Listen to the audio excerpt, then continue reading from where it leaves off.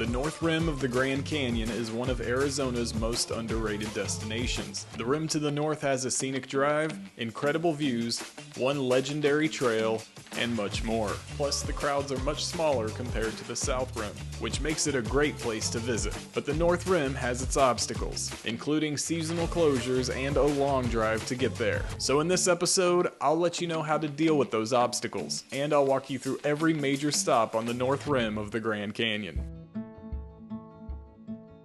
Grand Canyon National Park welcomes around 5 million visitors each year, but the North Rim only sees a tenth of that.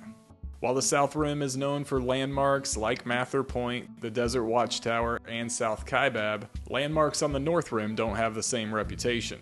The North Rim also sits at a much higher elevation than its southern counterpart. The South Rim sits around 7,000 feet, while the North Rim reaches to 8,800 feet in elevation. This difference in elevation means the North Rim has a completely different ecosystem, with collections of aspens, massive ponderosa pine forests, and wide open meadows. Plus, deer and bison graze comfortably on the North Rim. So if you visit, you'll hopefully get to see some wildlife. The higher elevation also means the North Rim has much cooler temperatures, which makes it more enjoyable for summer hiking. All of these things make the North Rim a great destination.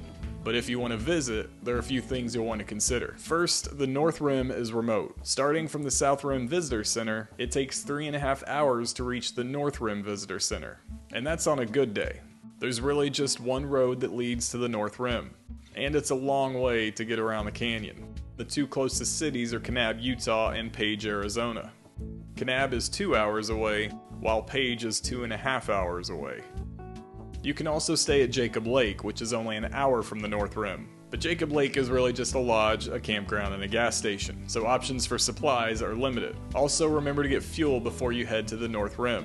And don't stop at Jacob Lake to get fuel, because it always costs about 3 times the going rate. There's also a gas station in the park, but it's pretty expensive too. The drive to the North Rim is long, but it's also beautiful. From the west, 89A winds through Kaibab National Forest and climbs towards the rim. From the east, you'll pass Marble Canyon and Vermilion Cliffs National Monument. Both routes provide great scenery during golden hour. You'll also want to think about supplies before you visit the North Rim. The North Rim has a visitor center, a couple restaurants, and a camp store. But because the rim is so remote, you'll have a limited selection of food and gear, and the items they do carry will come at a premium. Do yourself a favor and pack a cooler with groceries and snacks before you arrive. Make sure you have all the gear you need and keep a first aid kit in the car. The North Rim has plenty of access to drinking water, so that's not a major concern unless you're hiking. In that case, a water filter and water storage might be necessary. And just as a caution, if you're visiting later in the season, you're going to want to make sure the water stations are operational before you arrive. The North Rim's higher elevation invites cooler temperatures in the summer, but this also means the North Rim has brutal, bone-chilling winters. In 2023, the North Rim got 250 inches of snow, and the snow almost covered the lodge. Each year, the winter weather forces the park to close the North Rim, and the closure normally lasts from December to May. Unfortunately, that doesn't mean everything is open until December. The North Rim starts shutting down in early October, so if you visit too late in the season, the park will be open, but the visitor center, lodge, restaurants, and camp store will all be closed. Also, they start winterizing the water stations in the middle of October, so you'll want to check the status before you go. If you're willing to navigate these obstacles, you will find plenty of adventures on the North Rim, and we detail all of them along with the South Rim in our 92-page Grand Canyon travel guide. This guide has details about the South Rim, the North Rim, and the Phantom Ranch. Our Grand Canyon travel guide is available at the link in the description. The North Rim's first stop sits just inside the park boundary. Once you pass through the entrance of the North Rim, there are open meadows to the west, and this is the best place to spot bison. The Kaibab Plateau herd has called the North Rim home since 2010. The herd roams through the meadows and forests, so spotting the bison is never guaranteed, but this area will give you the best odds. From the north entrance, it's a short drive to Cape Royal Road. This road serves as the North Rim's scenic drive. It's 18 miles long and it provides access to several landmarks. 3 miles in, the road splits, and following it to the left will lead you to Point Imperial. Point Imperial sits at 8,803 feet in elevation, and it's the highest point on the North Rim. It provides a great view of the canyon with buttes and massive rock formations on display, the most notable of which is Mount Hayden, which sits front and center to the overlook. If you jump back on Cape Royal Road, you will find several overlooks and small trails. You can enjoy these at your leisure, but if you're strapped for time, Angel's Window and Cape Royal are the best overlooks on the road. Both of these viewpoints can be found at the end of Cape Royal Road. The road ends at a parking lot with a paved path that leads to the overlooks. Angel's Window is on the left side of the trail. This is a natural opening in a rock formation. You can look through the window and see the Colorado River in the distance, but you can also step out on top of Angel's Window and enjoy the overlook. The views are great. Following the path another 0.2 miles will take you to the Cape Royal overlook. This overlook has sweeping panoramic views of the canyon, with rock formations like Wotan's Throne in the distance. This is probably the second best view on the North Rim. Once you're done at Cape Royal, you can head back to the main road, and the next turnoff leads to the Widforss Trail. The Widforss Trail passes through the forest and walks along the rim. It's a long trail, but since it stays on the rim, the elevation change isn't terrible. The trail starts along the transept. This is a small side canyon, but it sets an epic backdrop for the hike. From there, the trail stays in the Kaibab forest for the rest of the hike. The path through the forest was gorgeous. Most people don't associate the Grand Canyon with fall foliage, but this trail put fall colors on full display.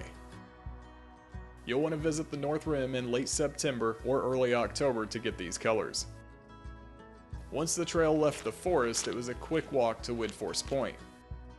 This overlook had a wide open view of the canyon, all the way to the South Rim. A few miles further into the park, the Grand Canyon Lodge serves as the epicenter of the North Rim. Here you'll find a couple restaurants, the North Rim Visitor Center, the camp store, and the campground. In my experience, mornings around the lodge are pretty peaceful. If you get a cabin here, you can wake up to views of the rim, with deer grazing around the property. This area also has several overlooks, but one of them is a must-see. Bright Angel Point is a quick 0.4 mile hike from the lodge, and it's a perfect place to enjoy a sunrise or a sunset. Buttes, temples, and thrones create an epic landscape. And in my opinion, this is the best view on the North Rim. The North Kaibab Trail is the last stop on the North Rim, and it's just up the road from the lodge. This trail is legendary, and if you're visiting the North Rim, you should try to do a portion of it. It's a picture-perfect trail, but it's difficult. North Kaibab is famous for curling through cliffs while it descends almost 6,000 feet into the canyon. This trail stretches 14 miles from the North Rim all the way to the Phantom Ranch. North Kaibab holds potential for epic overnight trips, but it's not a day hike. If you're day hiking, you'll want to pick a landmark, then do an out and back hike. Coconino Overlook is the first landmark, and it's a 1.4 mile round trip with 800 feet of elevation gain. This overlook has the first open view of the canyon. The second landmark is the Supai Tunnel. This tunnel is a 2 mile round trip with 1,500 feet of elevation gain, and it only gets worse from there. Once you exit the tunnel, you will see a vast canyon covering the landscape in front of you, with Red Wall Bridge at the bottom. Red Wall Bridge is North Kaibab's third landmark. Several switchbacks lead down the canyon, and this section is steep. Red Wall Bridge is a 5.2 mile round trip, with 2,250 feet of elevation gain on the way out. From the bridge, the trail keeps hugging the cliffs, with amazing views.